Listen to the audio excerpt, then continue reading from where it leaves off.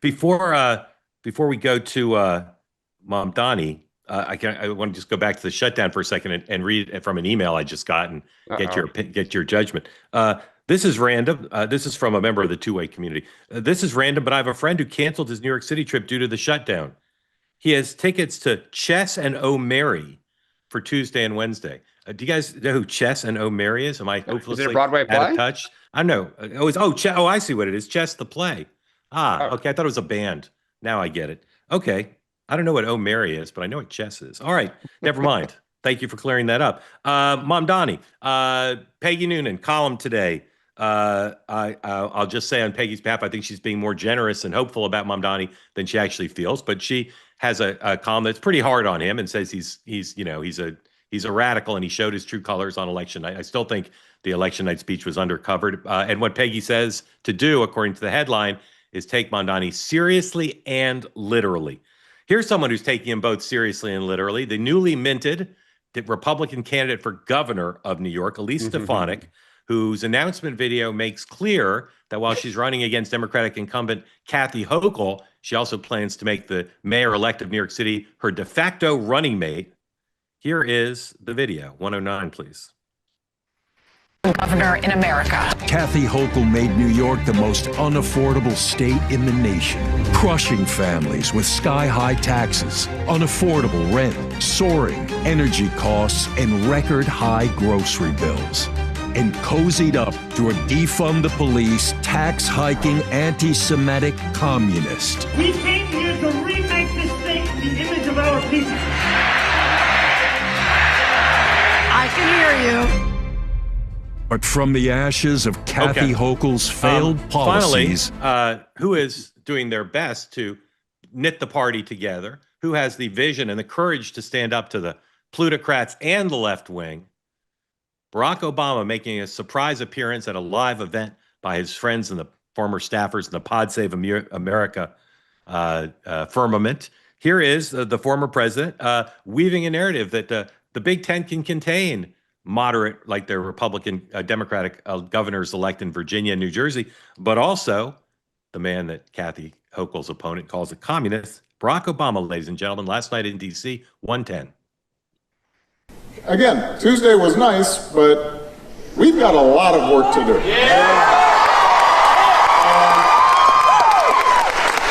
Your task is going to be not to impose, litmus tests. We had Abigail Spanberger win, and we had Zohran Mamdani win, and they are all part of a vision for the future. Our job is to say that we want everybody engaged, and we want to have a conversation about how to make sure that every person in this country is treated with dignity and respect and their ladders of opportunity, and that there's the possibility of community, and that we're getting along, not in some cliche, phonied way, but in a genuine, deep way where we recognize, we have differences, and yes, there are fights that are going to have to be fought, but that deep down, there is something core in us that we have in common that is extraordinary, and that America at its best leans in to this notion of e pluribus unum, that out of many can come one. That's the conversation that you need to have. That's the conversation that these guys are all about. I love them. I love you. All right. Before we talk about Mamdani and everything you just saw, just to own up to my embarrassment, because once you have a kid and start a company, you stop paying attention to Broadway. I'm told that Oh Mary is the most talked about theater experience of the last 5 years. And Sean, you think this will appeal greatly to you. It's a show about a cult hit about Mary Todd Lincoln, played by a writer, a man who identifies as they, them. That sounds like a dream night for you. No wonder I haven't heard of it. Yeah. Anyway, my apologies. And I might accept tickets for both. Dan, if you were Kathy Hochul's campaign manager, how would you feel about that message framing, both on her record, but then also elevating Mamdani, who still hasn't endorsed her, even though she endorsed him. Yeah. Well, I mean, look, the Hochul's challenge here is right now she is taking it from the right and the left within the Democratic Party. So moderates are frustrated that she endorsed Mamdani. The Mamdani-based crowd doesn't really see her endorsement as authentic and genuine. So you are caught in no man's land. So the strategic question for Hochul is, do you lean into being a check on Mamdani? Say, we're not going to raise taxes. He's going to have to, find money within their budget. So you're boxing out to say, okay, these attacks that I am Mamdani light or an ally, I'm going to try to not let them stick. Or you say, I'm going all in with this guy because I need a jazzed up base. I want him on my team. And I hope that independents are so turned off by Trump in 2026 that they hold their nose and come back to vote for me and I can paint Stefanik.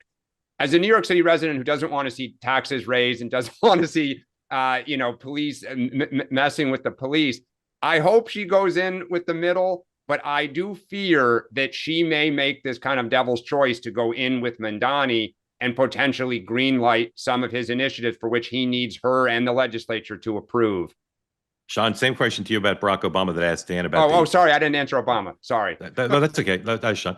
Same question to you about Obama that I asked Dan about Trump, which is that message about the party being a big tent and everybody should fight together and not be litmus testy. Is that compelling and formidable? I mean, I think he has to say it because he's sort of still kind of the figurehead of the Democratic Party.